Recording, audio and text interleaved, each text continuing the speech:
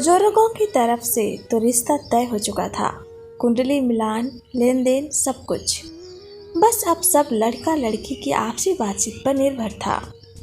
बुजुर्गों ने तय किया कि लड़का लड़की आपस में बात कर एक दूसरे को समझ, कुछ पूछना हो तो आपस में पूछ ले, उन्हें एकांत दिया जाए।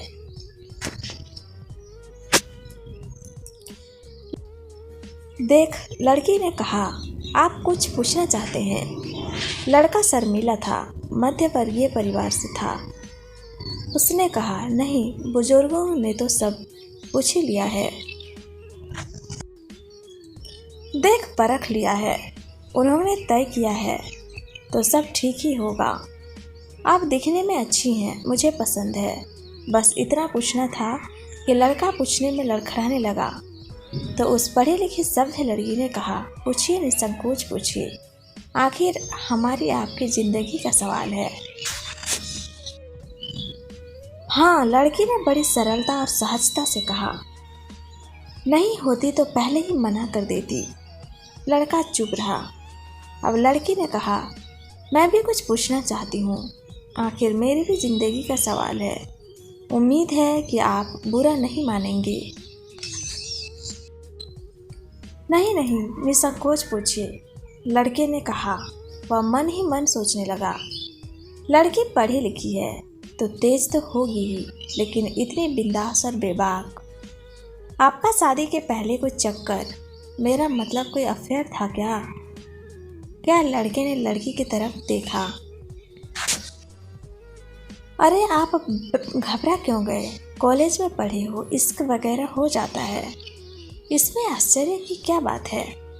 सच बताना, एक दूसरे से क्या छिपाना? जी, वह एक लड़की से, बस यूं ही कुछ दिन तक। अब सब खत्म है, लड़के ने झेपते हुए कहा। अच्छा, यह बताओ कि महीने में कितना कमा लेते हो? लड़के ने आगे पूछा।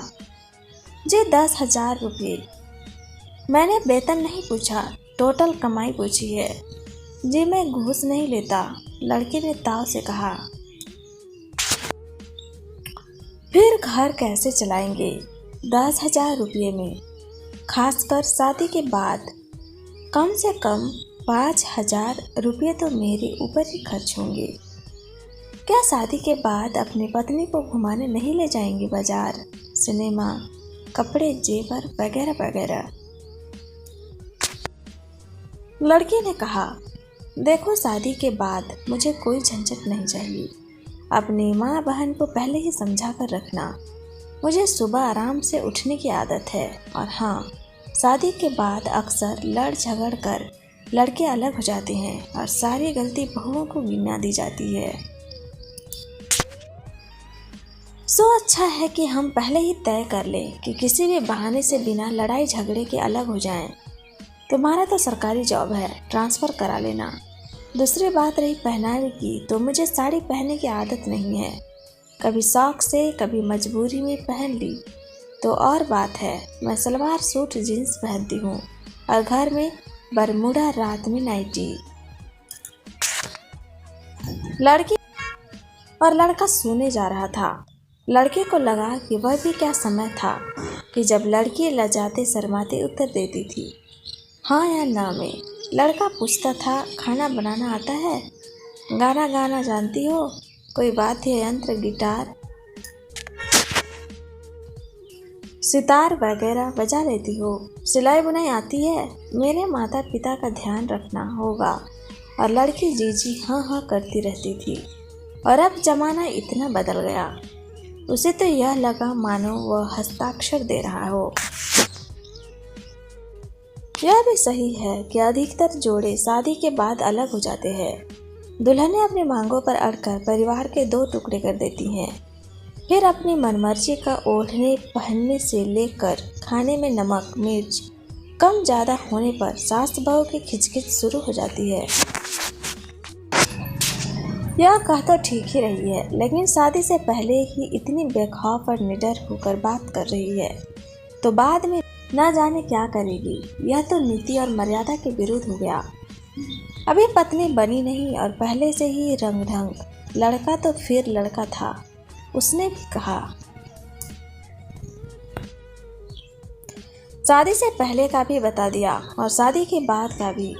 तुमसे शादी करने का मतलब माँ बाप भाई बहन सब छोड़ दूँ, तुम्हारे शौक पूरे करता रहूँ, कर्तव्य एक भी नहीं और अधिकार गिना दिए।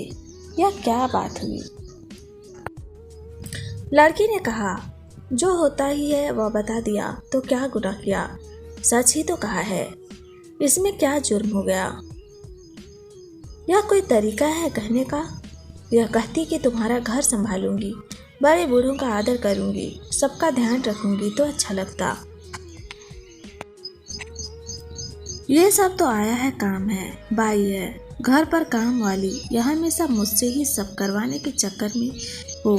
धोबिन भी मैं, बर्तन झाड़ू पोछा वाली भी मैं, पत्नी चाहिए या नौकरानी? लड़का भी उत्तर देने लगा, क्या जो पत्नियां अपने घर का काम करती है वे नौकरानी होती है?